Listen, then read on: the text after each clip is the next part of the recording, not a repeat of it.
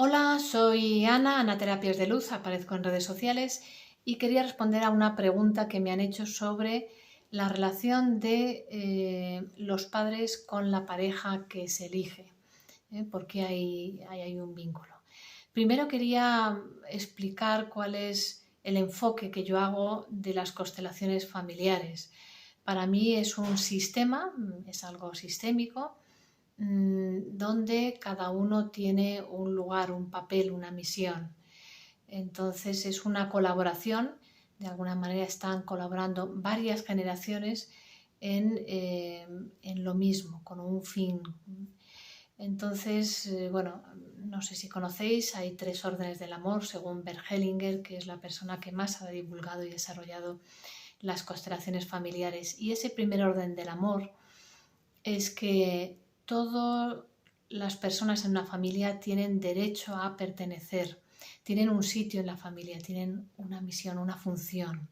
Eso es fundamental, reconocer a cada una de las personas en una familia, sea borracho, sea se haya marchado muy lejos, sea lo que sea, sin juicios. Entonces, las funciones son diferentes. No es lo mismo ser padre que ser madre, ser hijo, hermano, amante, primera mujer o segunda mujer, etc. Ahí cada uno tiene su rol en esa familia. Lo que está claro es que es un trabajo en común, una colaboración, donde los abuelos, por ejemplo, realizan una parte, hay cosas que no llegan a ello, no pueden con ello, y entonces la siguiente generación se encarga y luego la siguiente, etcétera, hasta que está ya terminado eso que se viene a hacer. Es un trabajo en equipo. Entonces, cuando hablamos alguna vez, ay, es que yo tengo el nombre de mi abuela y como si fuera una carga, no es una carga. El nombre de alguna manera tiene también un sentido. Todo lo que sucede tiene un sentido, no es algo, no es un castigo, no es algo negativo, digamos, sino que la persona ha elegido, según entiendo yo, estar en una familia determinada para cumplir una misión ahí, un trabajo ahí, y para desarrollar algo propio y para colaborar también en ella.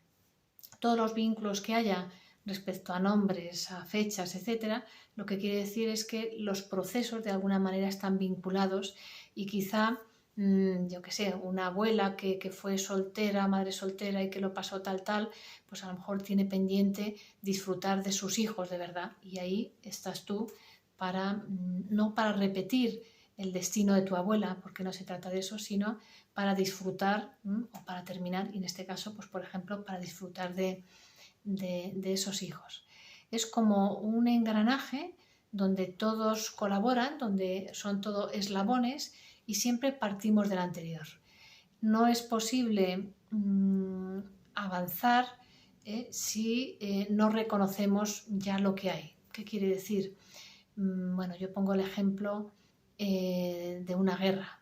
Aquí en España, la guerra civil, en mi caso fue mi abuelo el que estuvo en la guerra, hace 2 generaciones. Bueno, pues en esa generación se jugaba la vida, era un tema entre la vida y la muerte, sobrevivir, o defender a un amigo, o ver morir a un amigo, o uno que delata, etcétera, etcétera. Eran experiencias muy, muy al límite, que yo recuerdo que, por ejemplo, mi abuelo no quería hablar de ello.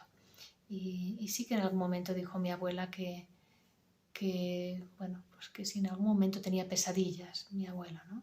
Tenía ahí cosas que había experimentado que no era capaz de expresar, no podía, era tan fuerte lo que le había pasado que no podía expresarlo. Y sin embargo, esa capacidad de sobrevivir la hemos heredado. Si mi abuelo lo vivió, y bueno, pues toda esa parte se supone que desde cierto entendimiento, iba a decir conciencia, en esa época no hablaban de conciencia, ¿no? Pero cierto entendimiento, bueno, pues esa capacidad de en situaciones complicadas salir adelante, esa la tienen las siguientes generaciones. Bueno, pues eso está ahí. La siguiente generación normalmente se refiere, ya no hablo en mi caso, hablo en general, a familias en las que hay una relación complicada entre los hermanos. Los hermanos a lo mejor se dejan de hablar, se denuncian, tienen juicios por temas de tierras o de herencias o malentendidos. No se matan como en la guerra civil que hubo anteriormente, pero sí que hay conflictos grandes, no de esa violencia, conflictos grandes. Se ve que ahí todavía hay algo que experimentar, hay algo ahí que no está colocado. Y luego puede haber una generación siguiente que a lo mejor hay veces que todo va más rápido, está más condensado, no quiere decir que tengan que ser tantas generaciones, pero puede serlo. Otra generación en la que se evita el conflicto, como ha sido tan duro eso anterior, esas peleas de alguna manera, esa guerra, pues buscar sobrevivir, defenderte y pensar que tu vecino te puede matar, digamos, o que tu propio hermano te está haciendo daño, pues es una búsqueda de la paz, pero también es una especie de huida. Y ya sería una siguiente generación, intento resumirlo, una siguiente generación la que busca, la que realmente no tiene que buscar la paz porque ya está en el tema. Cuando tiene que discutir, discute, cuando no, pero no está evitando. En esas familias, por ejemplo, lo adecuado es mirar el conflicto, ¿no? Expresar el conflicto, no tenerlo guardado como si fuera ahí muy condensado, sino empezar a sacar y mirar el conflicto y ver qué pasa con eso. Y de esa manera se consigue superar. Bueno, esto era un ejemplo de cómo las familias van colaborando, y si no hubiera sido a lo mejor mi abuelo el que hubiera entendido algo de la guerra o que yo misma entendiera que no tiene sentido esa guerra, pues a lo mejor me tocaba a mí participar, estar involucrada en otra guerra. Lo que quiero decir es que continuamos avanzando sobre lo que han hecho ya nuestros ancestros.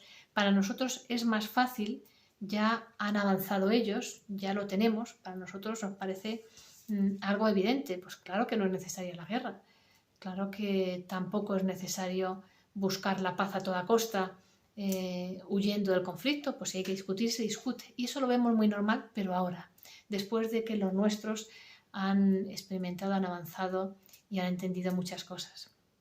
Decimos en constelaciones que los grandes son los padres y los hijos son los pequeños. Los grandes dan y los padres dan y los hijos reciben. Entonces, esa es la visión más importante, quizá, de las constelaciones. No creerse superior, no querer juzgar. Bueno, ya hablaremos más tranquilamente de todos estos temas apasionantes.